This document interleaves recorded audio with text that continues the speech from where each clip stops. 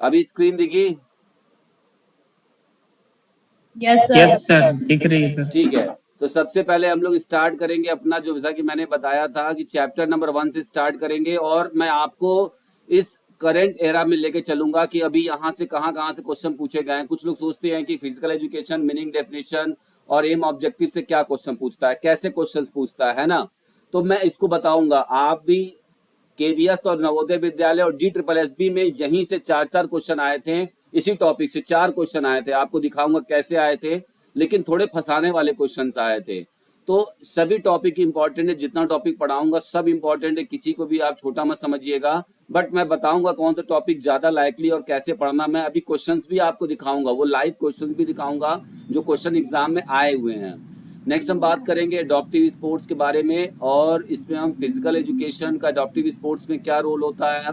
इसके बाद हम पैरालंपिक के बारे में बात करेंगे, स्पेशल ओलंपिक क्या होता है, डीप ओलंपिक क्या होता है। फिर हम लोग बात करेंगे फिलॉसफी क्या होती है और फिलॉसफी में क्वेश्चंस कैसे आते हैं। और नेक्स्ट बात करेंगे development of physical education in various countries like Greek, Rome, Germany, Sweden, Denmark, England और यूएसए। कोशिश करूंगा कि आपका 1.4 तक आज कंप्लीट हो जाए। कोशिश यही रहेगी कितने टॉपिक आपको आज पढ़ा दूं, ताकि आपका जो कोर्स है वो बहुत जल्दी, 2 महीने का हम लोग का थ्योरी कोर्स है, इसको कंप्लीट करने के बाद हम लोग 1 महीने तक प्रैक्टिस सेट लगाएंगे। तो चलते हैं, लेट्स गो।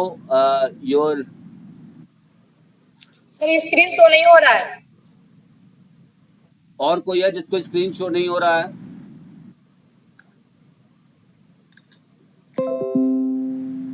एक बार फिर से मैं सर अब नहीं हो रहा है।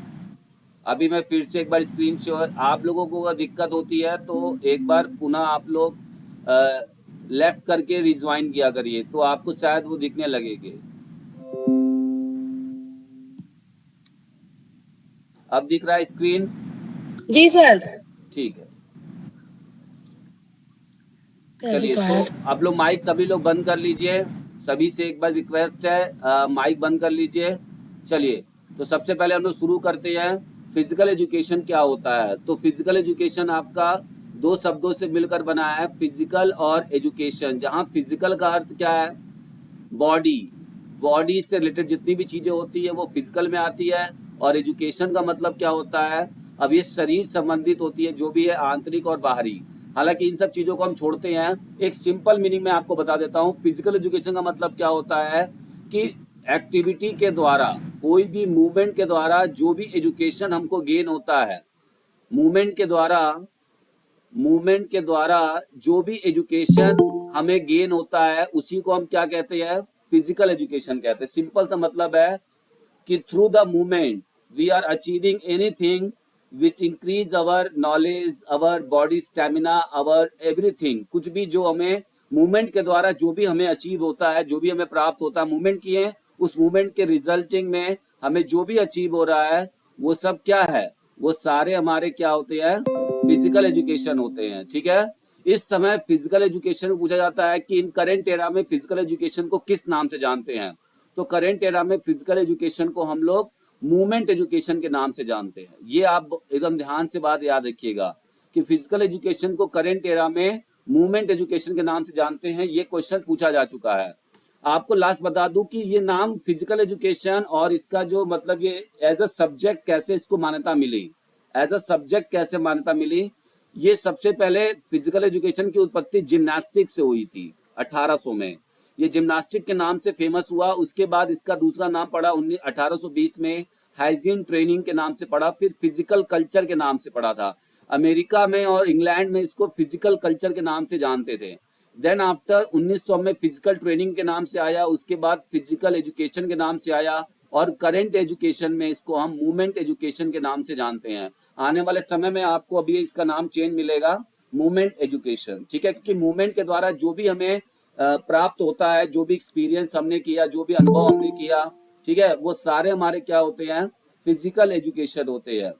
आइए आगे बात कर लेते हैं। कुछ मैं आपको इम्पोर्टेंट डेफिनेशंस बताता हूं। तो सिंपल सा मतलब क्या समझना है कि मूवमेंट के द्वारा, मूवमेंट के द्वारा जो भी एजुकेशन हमको प्राप्त हुआ, या जो भी हमारे बॉडी के अंदर चेंजेस हुआ, या जो भी हमें प्राप्त हुआ, जो भी हमने गेन किया मूवमेंट के द्वारा, that is our physical education, nothing और, कुछ और नहीं है। फिजिकल एजुकेशन यही है कि जब आप मूवमेंट करेंगे, मूवमेंट के द्वारा कुछ ना कुछ एक्सपीरियंस आपके बॉडी में होगा, आपके माइंड में होगा, आपके ब्रेन में होगा, तो वही क्या है, फिजिकल एजुकेशन है। Got it? समझ में आ गई सबको बात? बहुत लंबा Yes, sir. चौड़ा भाषण नहीं समझना है, सिंपल सा बात समझा रहा हूँ कि मूवमेंट के द्वारा जो भी, जैसे फिजिकल एजुकेशन में क्या होता है, यानी फिजिकल एजुकेशन में हम फिजिकल मूवमेंट करते हैं। क्या करते हैं? फिजिकल मूवमेंट करते हैं। अब उस फिजिकल मूवमेंट के द्वारा जब भी हम कोई मूवमेंट करते हैं तो मूवमेंट करने के बाद हमें कुछ ना कुछ एक्सपीरियंस होता है, कुछ ना कुछ हमारे शरीर में चेंजेस होता है, कुछ ना कुछ हमें बदलाव देखने को मिलता है। तो वही बदलाव जो आपको देखने को मिला था, जो चेंजेस आपके ब्रेन में हुआ, आपके बॉडी में हुआ, आपके लंग्स में हुआ, आपके हार्ट में हुआ, that is our physical education. समझ में आ गई बात? एक बार रिप्लाई करिएगा, then we will. Yes sir, आ गई। समझ में आ गई? एक लाइन का मतलब है बस। आगे बढ़ते हैं। देखिए इसमें सबसे जल्दी आपसे बोलता है कि डेफिनेशन ऑफ फिजिकल एजुकेशन। तो देखिए मैंने यहाँ पे बताया हुआ है कि ये डेफिनेशन सबसे ज्यादा बार पूछा गया है यूपीटीजीटी 2010 में, नवोदय 2016 में, आरपीएससी में और पीएससी 2013 में। तो कम से कम 5 से 6 बार या 4 से 5 बार इस डेफिनेशन को पूछा जा चुका है। तो इस डेफिनेशन को याद रखना बहुत जरूरी है। ठीक है? अब इतने सारे डेफिनेशंस होते हैं, हम लोग कहाँ कहाँ डेफिनेशंस याद रखेंगे? तो इसके लिए भी मैं आपको एक शॉर्ट ट्रिक बताऊंगा। ठीक है? इसके लिए भी मैं आपको क्या बताऊंगा, एक शॉर्ट ट्रिक बताऊंगा कि कैसे डेफिनेशंस को याद रखने हैं। हर डेफिनेशंस में से आपको कोई ना कोई एक यूनिक वर्ड्स लेना है। जैसे इसमें यूनिक वर्ड क्या बोला है? Experience, those experience, those experience. ये एक्सपीरियंस वर्ड आप लीजिए, क्योंकि इन्होंने बोला है कुल अनुभव का जोड़ है, उन अनुभवों का जोड़। अनुभव वर्ड जो है इसने बोला हुआ है, किसने बोला था? डेल्बर्ट ओवर ट्यूफर ने। इसके बाद देखिए नेक्स्ट क्या बोला है? सारी शिक्षा, शिक्षा का वह अंग है जो बड़ी मांसपेशी। देखिए इसमें बोला है बड़ी मांसपेशी। ठीक है? इसके बाद देखिए इसी तरीके से जेबीनेस का क्या है? ये जेबीनेस ने बोला है बड़ी मांसपेशी। इसके बाद जेएफ विलियम्स का बहुत ज्यादा बार नहीं पूछा है। आर कैसिडी ने बोला है कि परिवर्तन, इन्होंने परिवर्तन बोला है। अब मैं आपको एक ट्रिक ऐसा बताने जा रहा हूं, इस ट्रिक के माध्यम से आप कम से कम 4-5 डेफिनेशंस को याद कर लेंगे। ठीक है? तो आइए देखते हैं डेफिनेशंस क्या हैं। तो सबसे पहले आपने क्या करना है, आपने ये वर्ड याद रखना है, बिग मसल एक्टिविटी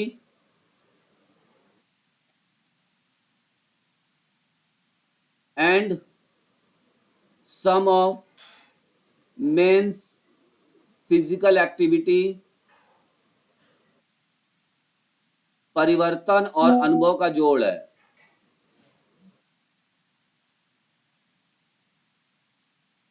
ठीक है? ये आपने ऊपर लिख देना है। इसके नीचे आपको एक ट्रिक याद, ये ट्रिक आपको याद कर लेना है। ये 2 लाइन बता रहा हूं, इस 2 लाइन से आप 5 से 6 फिजिकल एजुकेशन के डेफिनेशंस को याद कर लेंगे। 5 से 6 फिजिकल एजुकेशन के डेफिनेशंस को आप याद कर लेंगे। ठीक है? कैसे याद कर लेंगे, ध्यान से समझिएगा। आपको क्या लिखना है? पहले लाइन में आपको लिखना है कि big muscle activity and sum of men's physical activity, परिवर्तन व अनुभव का जोड़ है। इसी के जस्ट नीचे आपको लिखना है नैश ने विलियम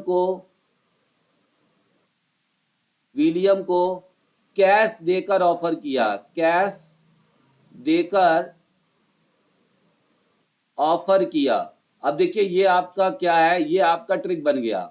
तो आपको क्या करना है, आपको पहले क्या पढ़ना है? डेफिनेशन पढ़ना है। अगर किसी डेफिनेशन में आपको बिग मसल एक्टिविटी मिल गया तो इसका मतलब उसके नीचे कौन सा वर्ड आ रहा है? नैश आ रहा है, नैश। तो इसका मतलब कि जो बिग मसल एक्टिविटी है वो नैश ने दिया है। किसने दिया है? जेबी नैश ने दिया है। आइए देखते हैं कैसे आप पकड़ेंगे। ये देखिए यहाँ पर आपने पढ़ना शुरू किया और यहाँ पे क्या आपको लग रहा था? यहाँ पर आपने पढ़ना शुरू किया, physical education is the sum of, यहाँ पे physical education is the field of education which deals with the big muscle activity. ये आपको वर्ड दिखा और ये किसने दिया है? जेबी नेस ने दिया है। तो मेरे साथ अगर आपको डेफिनेशन याद करना है जो मैं बता रहा हूं, जो मैंने बताया है वो डेफिनेशन अगर आपको याद करना है तो आपको ये वाला वर्ड याद रखना पड़ेगा, ऊपर वाला वर्ड याद रखना पड़ेगा, बिग मसल एक्टिविटी आपको वर्ड याद रखना पड़ेगा, ये वाला। बिग मसल एक्टिविटी, ठीक है, big muscle activity and sum of men's physical activity, परिवर्तन व अनुभव का जोड़ है। अब इसी में नेस्ट ने विलियम को कैश देकर ऑफर किया। 2 लाइन, जैसे दोहा याद करते हैं ना, दोहा याद करते हैं, वैसे ये वाला 2 लाइन अलग अलग लिखकर याद कर लीजिएगा। और जब भी आपके सामने डेफिनेशन आए तो डेफिनेशन में ये वर्ड ढूंढने की कोशिश करिएगा। आई होप कि आपको ये चीज समझ में आ गई। डेफिनेशन से 5 क्वेश्चन, अगर आपको इससे 5 क्वेश्चन नहीं सॉल्व हो जाए तो आप मुझे बताइएगा। 5 क्वेश्चन आप सॉल्व कर पाएंगे, क्योंकि 4 तो आपके सामने दिया है, नेस का, विलियम का, कैसिडी का। कैश मतलब कैसिडी, आर कैसिडी। ऑफर का मतलब होता है ओवर ट्यूफर। देखिए अनुभव के नीचे क्या आ रहा है, ऑफर आ रहा है। अनुभव के नीचे क्या आ रहा है, ऑफर आ रहा है। इसका मतलब क्या है, ओवर ट्यूफर है। ओवर ट्यूफर मैंने उनको ऑफर करके थोड़ा सा ट्रिक बनाया हुआ है, तो आप भी इस तरीके से इसको याद कर सकते हैं ट्रिक्स बनाकर। तो बड़े बड़े डेफिनेशंस को आपको याद भी करने हैं, सिर्फ 2 लाइन बातें याद रखनी है। ऊपर वाला big muscle activities and sum of men's physical activity, परिवर्तन अनुभव का जोड़ है, और यहाँ पर आपको ऐसे ही याद रखनी है, ठीक है। सर विलियम का क्या है? विलियम का सम ऑफ मेंस फिजिकल एक्टिविटी है। जेएफ विलियम्स ने बोला है सम ऑफ मेंस फिजिकल एक्टिविटी। उनके डेफिनेशन में आपको मिलेगा सम ऑफ मेंस फिजिकल एक्टिविटी, देखिए इसके नीचे आ रहा है। और परिवर्तन कैसिडी ने बोला है। परिवर्तन शब्द किसने बोला है, कैसिडी ने बोला है। अनुभव किसने बोला है, अनुभव का कुल जोड़ है, ये बोला है ओवर ट्यूफर ने बोला है। तो इस तरीके से शॉर्ट ट्रिक बनाकर आप याद कर लेंगे तो आपको डेफिनेशन में दिक्कत नहीं होगी। एक क्वेश्चन आपका यहीं से बन जाता है, ठीक है।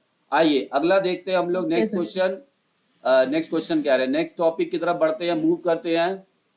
अब देखिए aim of physical education. Physical education का एम क्या होता है, तो आपको एकदम आंख बंद करके ये वाला वर्ड याद रखना है, all round development of the human personality, wholesome development of human personality, overall development of human. Overall develop जैसा भी बोलेगा ये एम होता है। और एम और ऑब्जेक्टिव में क्या डिफरेंस होता है, कोई बताएगा एम और ऑब्जेक्टिव में? देखिए एम हमेशा लास्ट एक होता है। तो फिजिकल एजुकेशन का एम होता है किसी भी इंडिविजुअल का सर्वांगीण विकास करना। सर्वांगीण मतलब कि मेंटल, सोशल, इमोशनल सब होना चाहिए। ऐसा नहीं कि सिर्फ बच्चा सिर्फ पढ़ने में तेज है, बाकी क्रियाओं में अच्छा नहीं है। समझ में आ रही बात? बच्चा सिर्फ मेंटली अच्छा है, या बच्चा सिर्फ डांस में अच्छा है, पढ़ने में अच्छा नहीं, मेंटली अच्छा नहीं है, बच्चा सिर्फ फिजिकली अच्छा है, मेंटली नहीं, ऐसा नहीं होना चाहिए। हम एम, हमारा फिजिकल एजुकेशन का एम क्या कहता है, फिजिकल एजुकेशन का एम भी कहता है कि बच्चे का सर्वांगीण विकास होना चाहिए। जो एजुकेशन का एम होता है सेम एम किसका होता है, फिजिकल एजुकेशन का होता है। लेकिन क्या फिजिकल एजुकेशन के बिना किसी व्यक्ति का सर्वांगीण विकास हो सकता है, यानी कि उसका फिजिकल डेवलपमेंट हो सकता है बिना फिजिकल एजुकेशन के? इसीलिए एजुकेशन क्या है, फिजिकल एजुकेशन के बिना अधूरा है। क्योंकि जब एजुकेशन बोलता है कि बच्चे का सर्वांगीण विकास करना है, और सर्वांगीण विकास में उसकी फिजिकल डेवलपमेंट आती है, और हम फिजिकल एजुकेशन को पढ़ेंगे ही नहीं, कराएंगे ही नहीं, तो बच्चे का फिजिकल डेवलपमेंट कैसे होगा? समझ में आ रही बात? तो यहां पर आपको बस एक बात याद रखना है कि एम ऑफ फिजिकल एजुकेशन क्या है, overall development, all round development, overall, इस तरह से वर्ड आएंगे तो यही एम होता है फिजिकल एजुकेशन का। समझ में आ रही सभी को, कोई दिक्कत किसी को? नहीं सर, एकदम सही है। ठीक है, आगे बढ़ते हैं। नेक्स्ट, ऑब्जेक्टिव क्या होते हैं? देखिए यहां पर मैंने आपको पढ़ाया, पहले मैंने पढ़ाया एम। एम हमेशा एक होता है। एम क्या है फिजिकल एजुकेशन का, व्यक्ति का सर्वांगीण विकास करना, ऑलराउंड डेवलपमेंट। हम किसी बच्चे का ऑलराउंड डेवलपमेंट तभी कह सकते हैं जब उसके अंदर ये 4 क्वालिटी डेवलपमेंट होगा। फिजिकल डेवलपमेंट, मेंटल भी होगा, सोशल भी होगा, इमोशनल भी होगा, और स्पिरिचुअल भी होगा। हालांकि स्पिरिचुअल को नहीं रख सकते हम लोग, लेकिन ये 4 हमको मेन रखना ही रखना है, ठीक है। तो जब ये चारों हो जाएंगे तब जाकर एम हमारा अचीव होगा। तो ऑब्जेक्टिव क्या होता है, जिस रास्तों से हम एम को पहुंचते हैं, या जो हमें एम तक पहुंचाते हैं, जो जो चीजें हमें एम तक पहुंचाती है, वो हमारे ऑब्जेक्टिव्स होते हैं, ठीक है, वो हमारे ऑब्जेक्टिव्स होते हैं, ठीक है। इनके अलावा मैं आपको दिखा दूं कि ये सारे ऑब्जेक्टिव पूछे गए हैं, और इनके अलावा जो सबसे ज्यादा ऑब्जेक्टिव पूछा जाता है इस समय, मॉडर्न ट्रेंड चल रहा है, वो होता है कॉग्निटिव ऑब्जेक्टिव, अफेक्टिव ऑब्जेक्टिव और साइकोमोटर। कॉग्निटिव में आपको याद रखना है मेंटल और नॉलेज, ये वर्ड याद रखिएगा। अभी मैं यहां से आपको क्वेश्चन दिखाऊंगा केवीएस और नवोदय में, देखिए कैसे पूछा है और आप लोग गलत करके आए हो। अफेक्टिव मतलब क्या होता है? अफेक्टिव मतलब होता है बिहेवियर, इमोशंस बेस्ड, आपका बिहेवियर कैसा है, ठीक है। अब इस बिहेवियर में आपके इमोशंस आ जाएंगे, हेट आ जाएगा, लव आ जाएगा, तो ये ऑब्जेक्टिव होता है। मतलब इन्होंने बोला है कि हम बच्चे का सर्वांगीण विकास तभी कर पाएंगे, देखिए बात वही वो कह रहा है, लेकिन यहाँ पे उन्होंने नया टर्म यूज किया है कॉग्निटिव डोमेन, अफेक्टिव डोमेन और साइकोमोटर डोमेन। यहाँ बोला साइकोमोटर मतलब कि फिजिकल टास्क कराएंगे, ठीक है, फिजिकल टास्क कराएंगे। समझ में आ रहा है सभी को?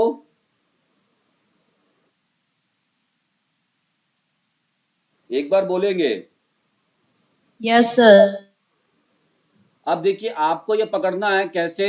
साइकोमोटर मतलब जो होता है, ये साइको मतलब होता है ब्रेन, साइक मतलब ब्रेन और मोटर मतलब बॉडी के मसल्स जो मिलकर मूवमेंट करते हैं। तो ब्रेन प्लस बॉडी के मसल जब मिलकर कोई एक्शन करते हैं तो इसे हम क्या कहते हैं? साइकोमोटर मूवमेंट कहते हैं। अब आइए देखते हैं कि यहाँ से क्वेश्चन कैसे पूछा था, ठीक है। आइए हम लोग देखते हैं कि यहाँ से क्वेश्चन कैसे पूछा हुआ है। सर साइकोमोटर का सर क्या बताया आपने? साइकोमोटर मतलब एक्शन बेस्ड होगा, एक्शन मतलब कोई मूवमेंट के दौरान मूवमेंट कर रहे हैं।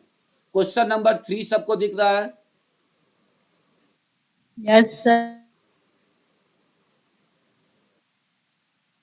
क्वेश्चन नंबर 3 दिख रहा है सभी को?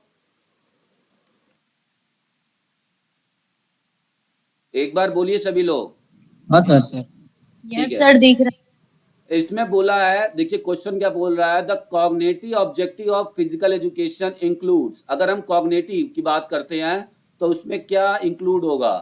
तो मैंने कॉग्निटिव का मतलब क्या बताया है? कॉग्निटिव का आजकल नया नाम दे दिया गया है, मेंटल को बोल दिया गया है कॉग्निटिव। क्या बोल दिया गया है? कॉग्निटिव। मेंटल हो या फिर नॉलेज गेन करना हो, इसी को हम कॉग्निटिव कहते हैं। तो अब बताना है कि कॉग्निटिव ऑब्जेक्टिव जो फिजिकल एजुकेशन का है उसके बारे में कौन सी बात सही है। तो सबसे पहले बोल रहा है एक्विजिशन ऑफ नॉलेज, नॉलेज को प्राप्त करना, ज्ञान की प्राप्ति करना। आपको क्या लग रहा है, सही कह रहा है? सही है सही है सर। सर, सही है। दूसरा कह रहा है एबिलिटी टू थिंक, तो जो आप सोचते हैं वो किसके द्वारा सोचते हैं? नॉलेज के थ्रू सोचते हैं, मेंटल के थ्रू सोचते हैं? ये वाला भी सही है कि नहीं सही है? सही है सर ये भी। नेक्स्ट है इंटरप्रेटिंग ऑफ नॉलेज, नॉलेज को इंटरप्रेट करते हैं, मतलब नॉलेज जहां भी देखिए नॉलेज वर्ड और मेंटल वर्ड आएगा उसका मतलब कॉग्निशन होगा, वो सही है। तो आपको ए बी सी ये तीनों सही लग रहा है। इसके बाद बोल रहा है मस्कुलर फिटनेस। अब आप ये बताइए कि मेंटल में मस्कुलर फिटनेस का क्या काम है? कोई काम है? No sir. नहीं नहीं काम है, तो सर। इसको काट देंगे। फिर बोल रहा है बॉडी कंट्रोल एंड कोऑर्डिनेशन, तो बॉडी ये भी नहीं। कंट्रोल एंड कोऑर्डिनेशन किसके अंदर आएगा? ये साइकोमोटर डोमेन का मतलब होता है, इसी को साइकोमोटर डोमेन कहते हैं, यानी कि ब्रेन और मूवमेंट, बॉडी के मसल, इसी को हम साइकोमोटर डोमेन कहते हैं, ठीक है। समझ में आया? तो ये हमारे दो ऑप्शन कट गए, डी और ई कट गए, तो कौन सा बचा हमारे पास? A B C. तो कहां पर ए बी सी है? ऑप्शन नंबर बी इसका सही है, ए बी सी। ऐसे क्वेश्चंस को करने के लिए सबसे पहले या तो सबसे स्ट्रॉन्ग पॉइंट को चूज करेंगे या सबसे पहले सबसे निगेटिव पॉइंट को, जो सबसे कमजोर पॉइंट लगता है उसको डिलीट करो। उसके बाद ऑप्शन में देखो क्या ऑप्शन दिखा रहा है, तो ऑप्शन नंबर बी हमारा सही है। समझ में आ गया इस कि कैसे ऐसे क्वेश्चन कैसे आते हैं यहां से? जी सर।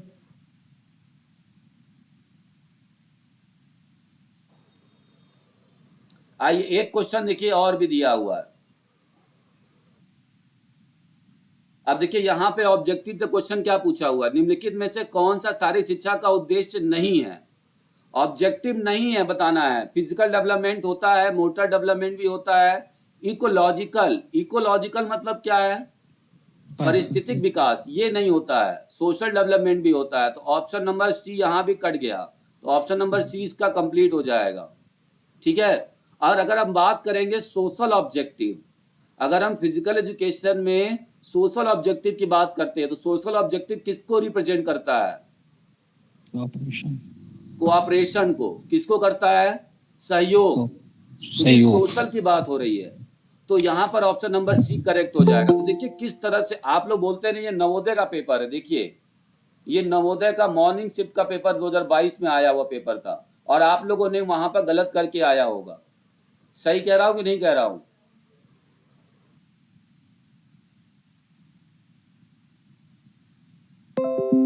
सही कह रहा हूं मैं? Yes sir. कुछ लोगों ने गलती की होगी, कुछ सबने नहीं की है भाई, कुछ लोगों ने की होगी।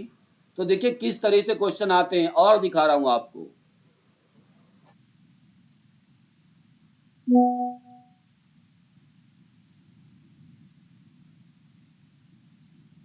देखिए यहाँ पर क्वेश्चन पूछा हुआ है, ये अब आपका इवनिंग का पेपर है, फिजिकल एजुकेशन इवनिंग का हुआ था पेपर, नवोदय विद्यालय। देखिए क्या पूछा हुआ है क्वेश्चन कि which of the following is the most appropriate concept of physical education. Appropriate concept physical education का क्या है? लर्निंग टू मूव है, अंडरस्टैंडिंग ऑफ फिजिकल लिटरेसी है, एजुकेशन थ्रू फिजिक्स। अभी मैंने क्या बताया था? अभी फिजिकल एजुकेशन को कैसे मैंने बताया था? एजुकेशन एक्टिविटी होता है तो एजुकेशन थ्रू फिजिक्स, मतलब फिजिकल मतलब कि गति मूवमेंट के द्वारा जो भी एजुकेशन प्राप्त हो रहा है, दैट इज फिजिकल एजुकेशन।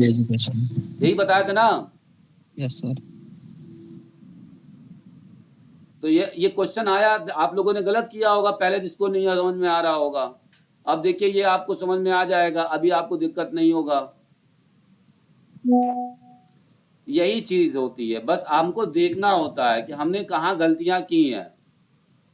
तो ये चीजें आपको समझ में आई हो गई। आई होप कि आप ये चीज को समझ गए होंगे। साइकोमोटर का मतलब होता है एक्शन बेस्ड, यानी कि कोई भी जहां भी मूवमेंट की बात होती हो, स्किल की बात होगी,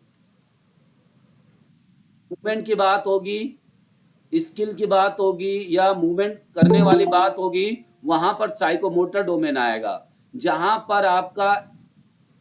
पर भी आपके इमोशंस की बात होगी, जैसे लव, हेट, है ना, इमोशंस वाली बातें, बिहेवियर वाली बातें, साइकोलॉजी वाली बातें होंगी, सिर्फ साइकोलॉजी की बातें होंगी, मतलब जो इंसान बिहेव करता है, वहां अफेक्टिव डोमेन आएगा।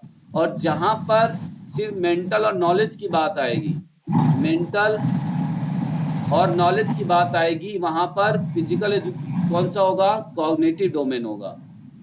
समझ में आ गई बात? चलिए आगे बढ़ते हैं। ये आप लोग वन लाइनर है, बुक आपके पास आ जाएगी, इसको पढ़ लीजिएगा। इसका बहुत ज्यादा समझने की जरूरत नहीं हम लोगों को। सर बुक कब तक आएगी? बुक 1 हफ्ते के अंदर आ जाएगी।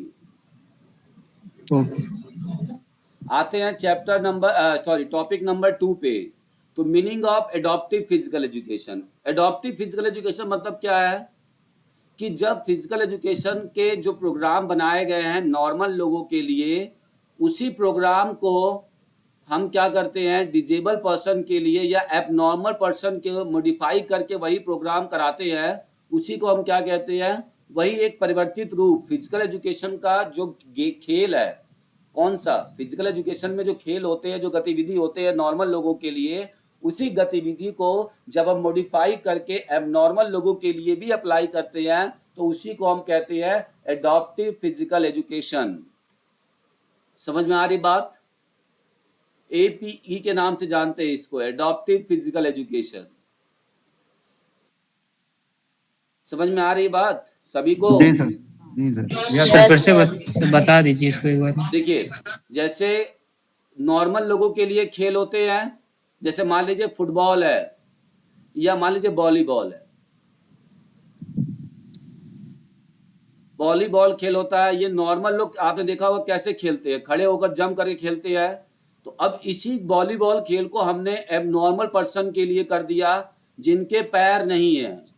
एग्जाम्पल लेते हैं, जिनके पैर नहीं है, अब उनको हम व्हील चेयर पे बैठा के या जमीन में बैठा कर हम क्या करते हैं, हमने उसी गेम को, वॉलीबॉल को ही एबनॉर्मल पर्सन के लिए मॉडिफाई कर दिया, एक नए प्रकार का खेल बना दिया, इनके लिए बना दिया जो व्हील चेयर पे बैठ के खेलते हैं। तो यही हमारा क्या हो गया? एडॉप्टिव स्पोर्ट्स हो गया, एडॉप्टिव फिजिकल एजुकेशन हो गया। समझ में आ रही बात? ये नया कॉन्सेप्ट है। यस सर, इसके बारे में बड़ा पूछा जाता है। हो सकता है आपको आने वाले समय में इससे क्वेश्चन देखने को मिलेगा। हालांकि ये अभी तक जल्दी पूछा नहीं जाता है, बट नेट के जी सर। यूजीसी नेट के पेपर में है ये।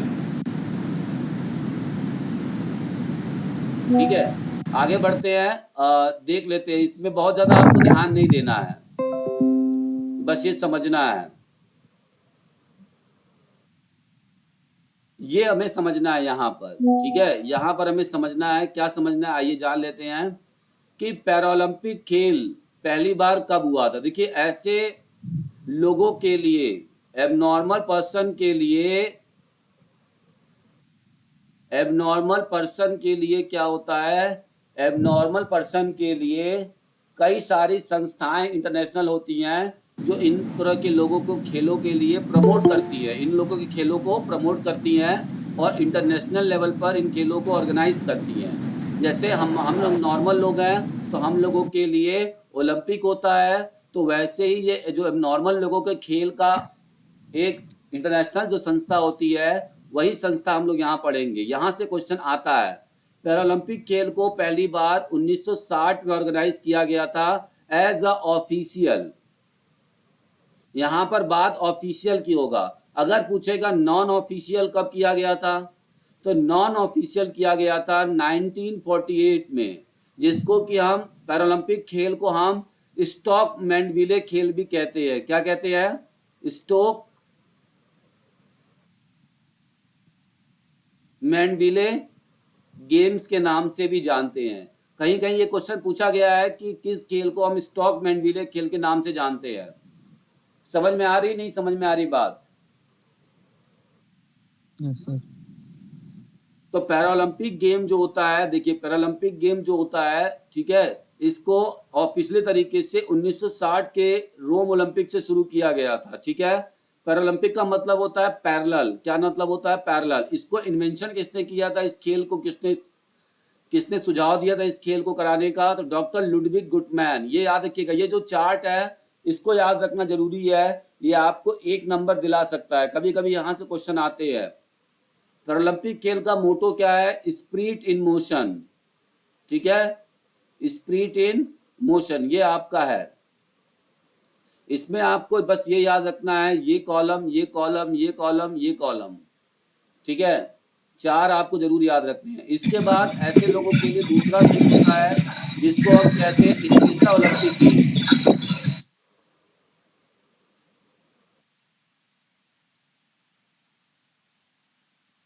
जिसको हम कहते हैं special Olympic games. Special Olympic games क्या होता है, इसको समझ लेते हैं। स्पेशल ओलंपिक गेम्स वो गेम्स होते हैं जो कि मेंटली रिटार्डेड चिल्ड्रन या एडल्ट्स को कराए जाते हैं। देखिए, पैरालंपिक्स में किसी प्रकार का डिसऑर्डर्स हो या एबनॉर्मेलिटी हो, किसी प्रकार का हो, वो सारे लोग खेलते हैं, सबका इवेंट अलग अलग होता है। बट स्पेशल ओलंपिक में हम स्पेशल क्यों बोल रहे हैं? स्पेशल उनको बोल रहा है जो कि हमारे मेंटली रिटार्टेड है, मतलब कि जो देखने में बड़े तो हो जाते हैं लेकिन उनका जो ब्रेन है, जो उनका मेंटल है, जो आईक्यू है, वो पूरी तरीके से डेवलप नहीं होता है। उनके लिए इंटरनेशनल गेम का ऑर्गेनाइज कराते हैं, उसको हम कहते हैं स्पेशल ओलंपिक गेम्स। ये पहली बार 1968 में हुआ था। कब हुआ था? 1968 में हुआ था। इसको ध्यान रखिएगा, इंपॉर्टेंट है। शिकागो में हुआ था, ये पूछा जा चुका है। इसको शुरुआत करने का श्रेय जाता है, एक लेडी थी अमेरिका में, उनका नाम था यूनाइस कैनेडी श्रीवर। ठीक है, इन्होंने इसका जो मोटो होता है लेट मी विन।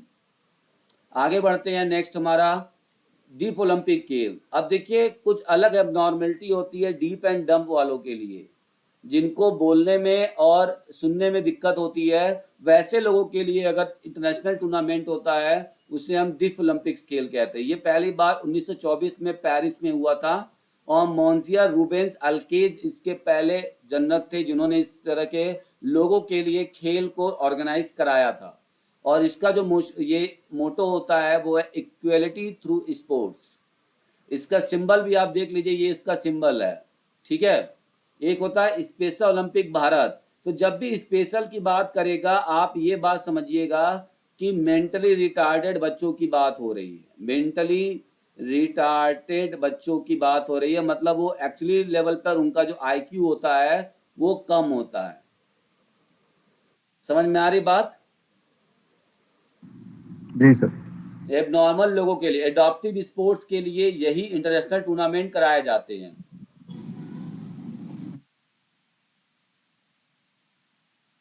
आइए अब हम लोग बढ़ते हैं अपना नेक्स्ट टॉपिक की तरफ, जिसका नाम है फिलॉसफी। तो फिलॉसफी क्या होता है इसको हम लोग जान लेते हैं। फिलॉसफी का मतलब होता है दर्शन, शास्त्र। देखिए, कहने का मतलब ये है कि ज्ञान प्राप्ति करने का क्या तरीका है। आप ज्ञान कैसे प्राप्त करते हो बताइए? या तो देख कर प्राप्त, जब तक किसी को देखोगे नहीं, जब तक उसके बारे में जानोगे नहीं,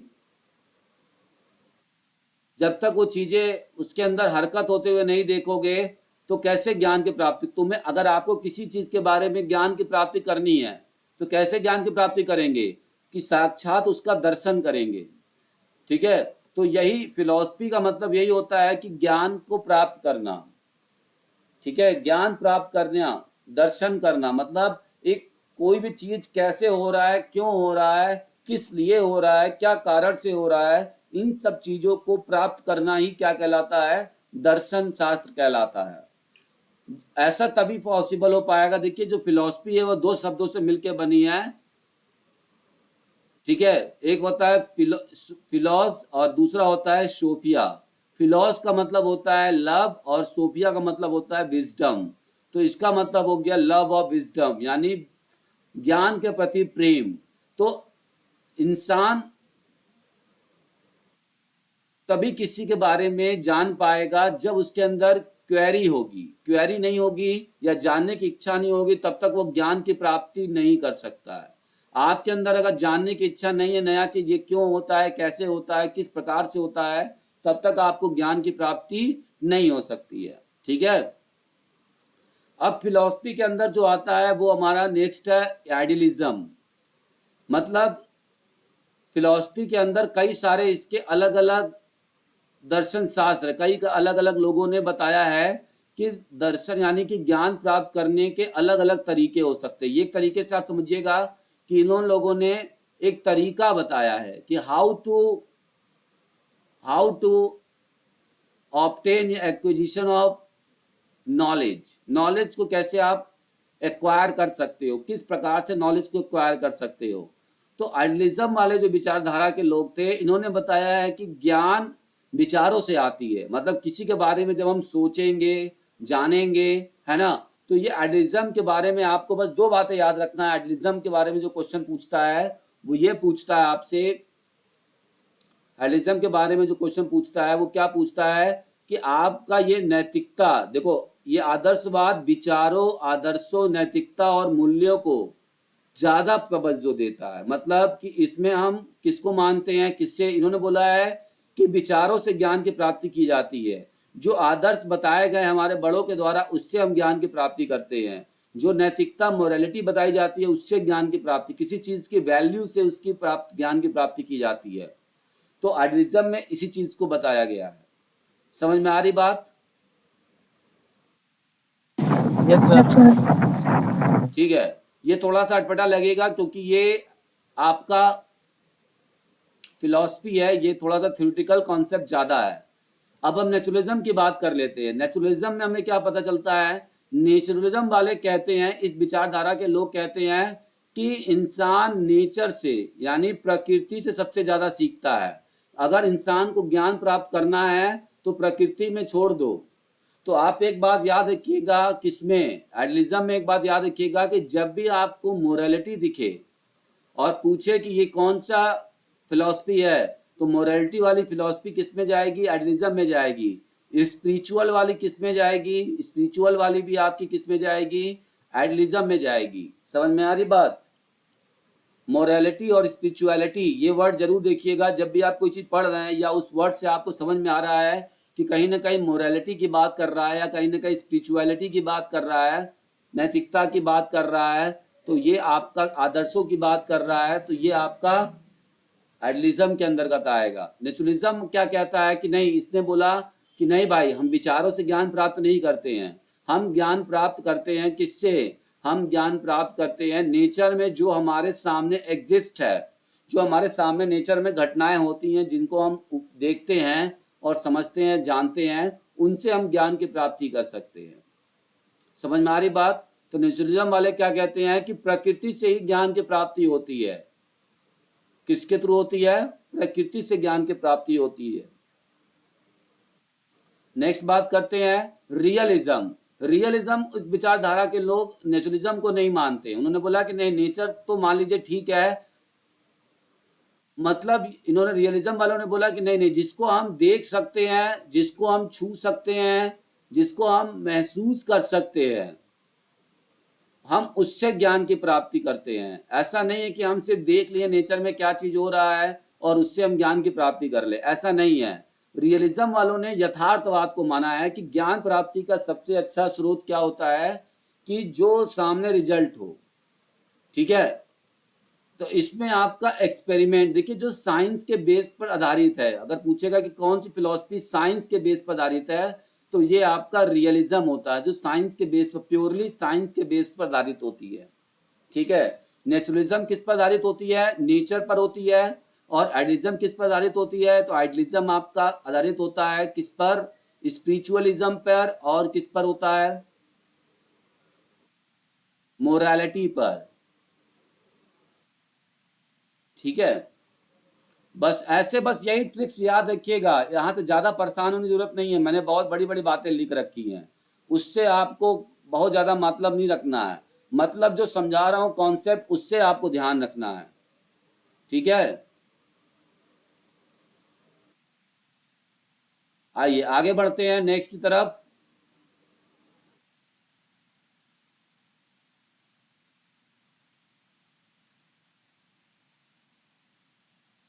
नेक्स्ट हमारा होता है प्रैग्मेटिज्म। प्रैग्मेटिज्म कहता है कि नहीं, ये कह रहा है कि भाई यथार्थवाद से तो ज्ञान प्राप्त होता है, लेकिन इससे कहीं बढ़कर एक चीज और होती है, अनुभव।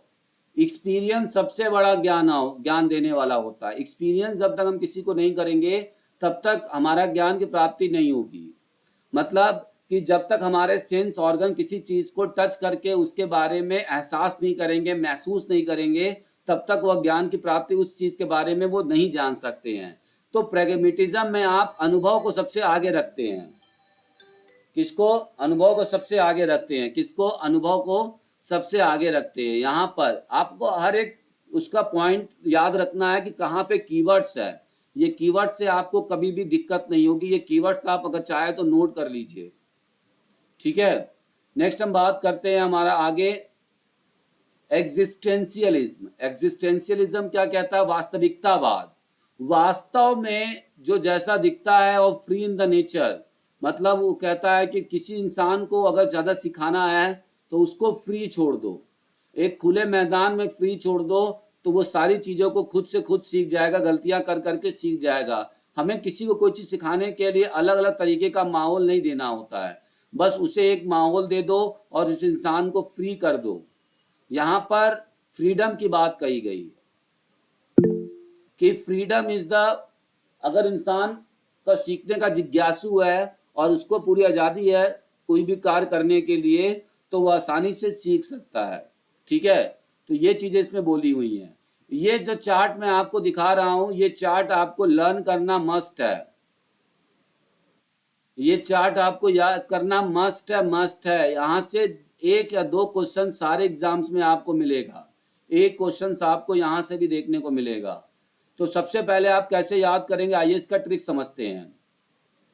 ऊपर आपको एक वर्ड याद रखना है जिसको कहा जाता है निरपेय। निरपेय, निरपेय। ठीक है, उसके बाद आपको दूसरा वर्ड याद रखना है, उसके नीचे जस्ट आपको याद रखना है आरपी, आज का। अगर आप ये वर्ड याद रख लेते हैं तो मैं आपको निश्चित बता रहा हूं कि जो हमारे फिलॉसफी में क्वेश्चन पूछे जाते हैं, उस एक भी क्वेश्चंस को आप गलत नहीं करके आओगे। क्योंकि फिलॉसफी में अभी तक देखा गया है, डायरेक्टली यही पूछा गया है कि जैसे पूछा जाता है आइडियलिज्म किसने आविष्कार, आइडियलिज्म के जनक कौन है, आइडियलिज्म के प्रवर्तक कौन है, तो प्लेटो है। प्रकृतिवाद के कौन है? रूसो है। यथार्थवाद के कौन है? अरस्तु है। व्यवहारवाद यानी प्रैग्मेटिज्म के कौन है? जॉन डीवी है। अस्तित्ववाद के कौन है? तो कीरकेगार्ड एंड साट रहे हैं। तो आपने वही वर्ड याद रखना है, निरपे और आज भी आज का। अब इसी के सामने ऊपर वाला क्या है, ये आपका नेचुरलिज्म है। ये आई से क्या होगा, आइडियलिज्म होगा। ठीक है, आर से क्या होगा, रियलिज्म होगा। पी से क्या होगा, प्रैग्मेटिज्म होगा। एच से क्या होगा, ह्यूमनिज्म होगा। ठीक है, ई से क्या होगा, एक्सिस्टेंशियलिज्म होगा, वास्तविकतावाद। अब देखिए आर, एन के नीचे कौन सा वर्ड आ रहा है, आर। तो आर से हमारे कौन से प्रवर्तक थे, रूसो थे। कौन थे, रूसो थे। इसके लिए एक बार आपको पहले पढ़ना होगा, डायरेक्टली आप ट्रिक नहीं लगा पाएंगे। ट्रिक लगाने के लिए भी आपको पहले थोड़ा सा इसके बारे में पढ़ना होगा, तभी आप इसका ट्रिक लगा पाएंगे। ठीक है, समझ में आ रही बात। चलिए आगे बढ़ते हैं। Yes, अगला sir. नेक्स्ट हम देख लेते हैं। ये हमारे बहुत ज्यादा इंपॉर्टेंट थे। सर ह्यूमनिज्म के कौन है सर, ए से क्या है सर, एच के नीचे जो है उसका क्या से है? अल्बर्ट आइंस्टीन को माना जाता है। इन्होंने बोला कि ह्यूमन खुद एक बहुत बड़ा ज्ञान प्राप्त करता है। ह्यूमन खुद एक बहुत बड़ा ज्ञान प्राप्त करता है। किसी किसी किताब में किसी और को माना हुआ है, इसी वजह से मैंने कहीं कहीं इसको दिया। देखिए कोई एक एग्जैक्ट किसी का नहीं है प्रवर्तक, कई सारे उसके समर्थक भी हैं। जैसे आइडियलिज्म के समर्थक आपको गांधी जी भी मिलेंगे। गांधी जी का भी नाम कभी कभी आएगा। गांधी जी किसको मानते थे, किस फिलॉसफी को मानते थे, तो विचारवाद को मानते थे। क्योंकि गांधी जी नैतिकता की बात ज्यादा करते थे कि नहीं करते थे, सर। है ना। स्पिरिचुअलिज्म की ज्यादा बात करते थे, भक्ति की ज्यादा बात करते थे। तो स्पिरिचुअलिज्म मतलब भक्ति, अंतरात्मा, भगवान। ठीक है, ये होता है। तो ये चीज आपको है, तो प्रवर्तक मिलेंगे बहुत सारे, अलग अलग भी मिल सकते हैं, लेकिन एग्जाम में आज तक जो पूछे गए हैं वो यही पूछे गए हैं। तो आप यहाँ से ये ट्रिक याद कर लीजिएगा। देखिए ट्रिक याद करने का तरीका बता रहा हूँ, दिन में 10 बार खाली आपको यही ड्रॉप की तरह बस दिमाग में दौड़ाना है। निरपय आरपी आज का, निरपय आरपी आज का, निरपय आरपी आज का, ऐसे लिख के। ऊपर जो मैंने आपको बताया था डेफिनेशन याद करने का ट्रिक, उसको भी कम से कम आप दो लाइन को जो है, दोनों लाइन को 10 से 15 बार बोलते रहिए दिन भर में। और उसके बाद एक बार बैठ कर के कॉपी पे लिखिए और उसके नीचे मिलाइए वर्ड्स, कि आप उसको सॉल्व कर, इस ट्रिक को सॉल्व कर पा रहे हैं कि नहीं सॉल्व कर पा रहे हैं। यकीन मानिए आप अपने अंदर परिवर्तन देखेंगे। पहले आपको बहुत ज्यादा याद करना पड़ता था, अब आपको कम याद करना पड़ेगा, चीजें समझ ज्यादा जाएंगे आप। हमको समझना ज्यादा है, रटना कम है। अब हम लोग आते हैं हमारा नेक्स्ट टॉपिक पे, जो हमारा ग्रीक का यानी development of history, physical education की जो हिस्ट्री है। तो सबसे पहले जो फिजिकल एजुकेशन का इतिहास है वह ग्रीक से मानी जाती है। कहाँ से मानी जाती है, ग्रीक के काल से, ग्रीक से मानी जाती है सबसे बात। तो देखिए ग्रीक में सबसे पहले, क्योंकि वहां के लोग बहुत अच्छे योद्धा हुआ करते थे, बहुत अच्छे योद्धा हुआ करते थे। और पहले जो फिजिकल एजुकेशन का या फिजिकल का जो प्रचलन था वो सिर्फ शरीर को बनावट करने में, शरीर को स्वस्थ रखने में, शरीर को अच्छा रखने में, ताकि शरीर को अच्छा रखा जाए, ताकि हम लड़ाई करके, ताकि हम लड़ाई कर सके, या ताकि हम मजबूत सैनिक बना सके। इस वजह से खाली फिजिकल का पहले इस्तेमाल होता था। लेकिन आज फिजिकल का बहुत सारा रूप हो गया है। जैसे फिजिकल का कौन सा रूप हो गया है, आज फिजिकल का कौन सा रूप हो गया है, आज फिजिकल रोगों से लड़ने का भी काम करता है। आज फिजिकल आपका आपके बॉडी को हैंडसम बनाने का भी काम करता है, सुंदर ब्यूटी बनाने का भी काम करता है, रोगों से भी लड़ने का काम करता है। तो पहले के जमाने में सिर्फ सैनिक वाला काम होता था। समझ में आ रही बात, पहले के जमाने में सिर्फ सैनिक वाला काम होता था। ठीक है, तो चलिए बात करते हैं कि ग्रीक से क्यों मानी जाती है। क्योंकि ग्रीक में सबसे पहले जो सेना का प्रचलन था वो ग्रीक से शुरू हुआ था।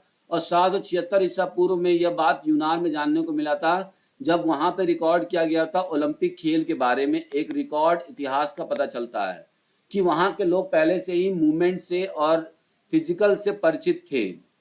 अब देखिए जब आपको ग्रीक की हिस्ट्री पढ़नी है तो इसको आपको 4 भागों में बांटना पड़ेगा।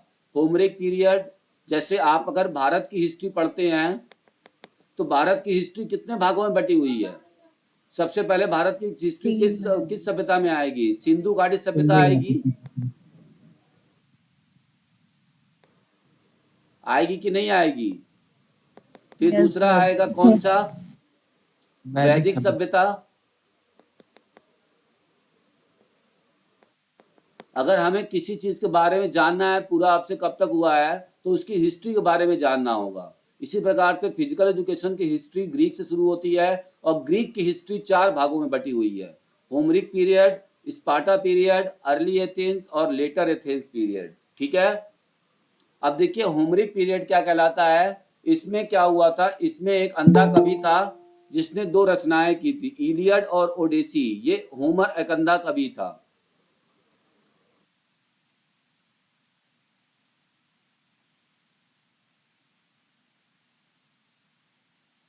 इलियड और ओडेसी एक अंधा कवि था, इसने अपनी रचनाएं कर रखी थी। ठीक है, बस आपको यही याद रखना है कि इस काल में होमरिक पीरियड में होमर काल क्यों कहा गया, क्योंकि इसमें एक कवि होता था और उसने अपनी 2 रचनाएं की थी, इलियड और ओडेसी। ठीक है, आगे बढ़ते हैं। नेक्स्ट सबसे ज्यादा जो क्वेश्चन पूछा जाता है वो पूछा जाता है आपका स्पार्टा पीरियड से। देखिए स्पार्टा पीरियड, ये स्पार्टा पीरियड आप याद रखिएगा, ये बहुत इंपॉर्टेंट है स्पार्टा पीरियड। इसमें आपको क्या याद रखना है, इसमें बहुत सारी बातें आपको याद रखनी है। इसमें कमजोर बच्चों को पहाड़ी से फेंक दिया जाता था, देख रहे हैं आप, फोटो में दिख रहा है। सर ये होमरिक पीरियड जो था इसकी कोई डेट वगैरह? नहीं, इसका कोई एग्जैक्ट ऐसा कोई डेट नहीं आता है लेकिन डेट कभी पूछा नहीं गया है। आप परेशान हो, ये उसके लिए जो पूछा जाता है मैं वो बताता हूँ। स्पार्टा काल को क्लासिकल एज कहा जाता था, ये बात याद रखिएगा, इंपॉर्टेंट है। जब बच्चा स्पार्टा काल में जन्म लेता था तो वहां पर एजुकेशन का एक सिस्टम बनाया गया था कि बच्चा 7 साल तक माँ के पास रहेगा, उसके बाद बैरक में रहेगा, उसके बाद भाला सीखेगा, उसके बाद गेम। तो इसको इस जो सिस्टम था एजुकेशन देने का, उस सिस्टम को एगोग कहा जाता था। ये पूछा जाता है कि सिस्टमैटिक एजुकेशन जो होता था स्पार्टा काल में उसे क्या कहा जाता था, तो एगोग कहा जाता था। ठीक है, और स्पार्टा काल में जो शासन का प्रचलन था वो तानाशाह शासन था, डिक्टेटरशिप था। मतलब कि अगर बच्चा कमजोर पैदा होगा तो उसे पहाड़ी से फेंक दिया जाता था, कोई भी उसको वो नहीं करता था, कोई भी उसको मतलब एक्सेप्ट नहीं करता था। ठीक है, आगे बात करते हैं। इस काल में शिक्षा का उद्देश्य मैन ऑफ एक्शन था, मतलब कि लोग सिर्फ फिजिकल में विश्वास करते थे, एक्शन में विश्वास करते थे। विजडम यानी कि ज्ञान बहुत बड़ा मायने नहीं रखता था उस समय। इस काल में एक बात ध्यान देंगे, इस काल में लोग 3 प्रकार का नृत्य किया करते थे। एक होता था बिप्सिस, एक होता था हर्मेस और एक होता था पेपेहिक। डांस का नाम याद रखिएगा, स्पार्टा नृत्य को बिप्सिस कहते थे, धार्मिक नृत्य को हर्मेस कहते थे और पेपेहिक को सैनिक नृत्य कहते थे। ठीक है, आपको बस यही याद रखना है कि देखिए हम बता दे रहे हैं आपको क्या क्या याद रखना है। एक आपको क्लासिकल एज याद रखना है, एक आपको एगो याद रखना है, एक आपको मैन ऑफ एक्शन याद रखना है। ठीक है, ये आपको याद रखना है। द सुपरवाइजर, इस काल के जो लोग मतलब एगोग में जो शिक्षा देते थे, जैसे एगोग में बच्चा जाता था, एक तरीके से हॉस्टल था, वहां पे जो शिक्षा देने वाले टीचर होते थे उनको पेडोनोमस कहा जाता था। ये इंपॉर्टेंट है, इसको याद रखिएगा, पेडोनोमस कहते थे स्पार्टा काल में। ये बहुत इंपॉर्टेंट है, बता दे रहा हूं मैं, इसको याद रखिएगा। ठीक है, बस इसके बाद ये डांस वाला याद रखिएगा, इसके आगे कुछ आपको याद नहीं करना। बहुत ज़्यादा घबराने से नहीं होगा काम, आराम से याद रखिए। जो चीज़ें बता रहा हूँ वो सबसे मोस्ट इम्पॉर्टेंट है, बाकी चीज़ों को हल्का याद रखिए, बहुत ज़्यादा याद करने की ज़रूरत नहीं है। आगे बात करते हैं। फिर आया early Athens period.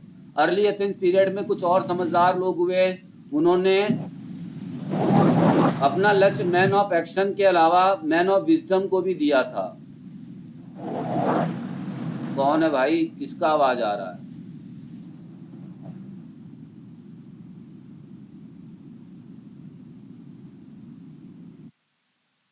Man of wisdom के अलावा मैन ऑफ एक्शन के अलावा मैन ऑफ विजडम को भी दिए थे दोनों, यानी कि बुद्धि को भी और खेल कूद को भी बराबर स्थान दिया जाता था। और इस समय का जो शासन था वो क्या था, डेमोक्रेटिक था, लोग अपनी इच्छा से राजा को चुनते थे। ठीक है, कुश्ती के विद्यालय को पैलेस्ट्रा कहा जाता था। ये वाला बहुत इंपॉर्टेंट है, याद रखिएगा, कुश्ती के विद्यालय को पैलेस्ट्रा कहते थे। और संगीत विद्यालय को डिस्क्लियम कहते थे। और शारीरिक शिक्षक जो उस समय सिखाते थे, सिस्टम वही था, लेकिन उस समय के शारीरिक शिक्षक को पेडोट्राइब कहते थे। पेडोट्राइब ये बहुत इंपॉर्टेंट है, मोस्ट इंपॉर्टेंट है, पेडोट्राइब और पेडोनोमस। बट आपको ये याद रखना है कि कब पेडोनोमस बोला गया था और कब पेडोट्राइब बोला गया था। स्पार्टा काल में पेडोनोमस बोला गया था और आपका इसमें पेडोट्राइब बोला गया था। इसके बाद आपको ज्यादा याद नहीं रखना है, इसमें एक आपका होता था पानहेलिक फेस्टिवल। यहीं से देखिए हमारे ओलंपिक खेलों की शुरुआत हुई। पानहेलिक फेस्टिवल, ये लोग जो स्पार्टा के लोग थे, ये जो ग्रीक के लोग थे, ये अपना फेस्टिवल मनाते थे और यह फेस्टिवल मनाते मनाते इन्होंने खेल की उत्पत्ति की थी। और ये चार्ट सबसे ज्यादा इंपॉर्टेंट चार्ट है, इसके अलावा आपको कुछ नहीं पढ़ना, सबसे ज्यादा इंपॉर्टेंट चार्ट है। अगर ये चार्ट आप याद कर लेते हैं तो हिस्ट्री में से 1 नंबर आपका पक्का हो जाना है, इस बात की पूरी गारंटी है। याद कैसे करेंगे अभी मैं बताऊंगा। पहले आपको समझना है कि ओलंपिक खेल, ये मैंने बताया है कि ये खेल कब हुआ है। उसके बाद मैंने आपको बताया है कि इस खेल को कब स्टार्ट हुआ था, इस खेल को किसके सम्मान में ऑर्गेनाइज किया जाता था। फिर मैं बताऊंगा आपको कि ये खेल जिसके सम्मान में मनाया जाता था वो कौन से देवता थे, उनके उस मतलब जाति के लोग के कौन से देवता थे। आकाश देवता थे। जीएस गॉड कौन से देवता थे, आकाश देवता थे। और ओलंपिक खेल कहाँ मनाया जाता था, तो ओलंपस पर्वत पे मनाया जाता था। ओलंपिक में जीतने वाले को क्या मिलता था, ओलिव लीफ की क्राउन मिलती थी, यानी कि ओलिव मतलब जैतून के पत्ते की बनी एक मुकुट मिलती थी। उसमें कौन कौन सा मुख्य रेस होता था, तो फुट रेस और पेनक्रेशन बहुत ज्यादा मुख्य खेल होता था। ठीक है, समझ में आ गई बात। तो अब इसको, ये सबको आपको याद रहता है। नेक्स्ट बात करेंगे पाइथियन खेल। पाइथियन खेल अपोलो गॉड के सम्मान में मनाया जाता था। अपोलो गॉड सूर्य देवता भी थे, संगीत देवता भी थे और म्यूजिक गॉड भी थे, गॉड ऑफ हीलिंग भी थे। ठीक है, 3 थे। हीलिंग मतलब होता है घाव भरने वाला, चोटों को भरने वाला, दर्द का निवारण करने वाला। इस समय चोटों का निवारण करने वाला भगवान कौन है, बजरंग बली है। ठीक है, इसे हम लोग बजरंग बली को मानते हैं। तो ये देखिए अपोलो गॉड को 3 देवता के नाम से जानते थे। अब पाइथियन खेल डेल्फी के मैदान पर होता था। जीतने वाले को आंवले की पत्ती का मुकुट मिलता था। ठीक है, इसमें जो सबसे फेमस होता था वो रथ दौड़ होता था, घुड़दौड़ होता था। अब इसको याद करने का ट्रिक बता देता हूँ। स्थीमियन खेल में पोस्डियन भगवान के उसके होता सम्मान में होता था। पोस्डियन भगवान कौन थे, समुद्र देवता होते थे। ये खेल कोरिंथ के मैदान में होता था और जीतने वाले को 100 ड्रेकम एक मुद्रा होती थी वो मिलता था। नीमियन खेल जीएस भगवान के सम्मान में, जो कि आकाश देवता होते थे, अर्गुलिस के मैदान में होता था। इसको याद करने का ट्रिक समझ लीजिए। सबसे पहले पाइथियन खेल, पी से पाइथियन, ए से अपोलो, डी से डेल्फी। ये याद रखना, 3 चीजें तो आपको याद रखना है। पैड आपको याद रखना है, पैड, PAD पैड। पी से पाइथियन, ए से अपोलो, डी से डेल्फी के मैदान में। उसी तरीके से आपको याद रखना है IS के इश्क याद रखना है। ई से स्थीमियन खेल, S से सी गॉड मतलब समुद्र देवता, और के मतलब कोरिंथ में होता था। कहाँ पे होता था, कोरिंथ में। ये पूछा जाता है, इसलिए बता रहा हूँ कि इसको याद करना बहुत जरूरी है। नेक्स्ट बता रहे हैं नाज, NAZ, नाज कैसे याद रखना है। नीमियन खेल, ठीक है, आपका ज्यूस भगवान के और अर्गुलिस में होता था। ज्यूस भगवान के और अर्गुलिस के मैदान में होता था। तो ये चीजें आपको आज पढ़ा दिया गया है। ठीक है, बस इतना ही आप याद रखिए। आपका ग्रीक का हिस्ट्री जो है वो कंप्लीट हो गया है। ग्रीक की हिस्ट्री कंप्लीट हो गई है। फिर आपको मिलते हैं कल के क्लास में। किसी को कुछ पूछना है तो वो पूछ सकता है।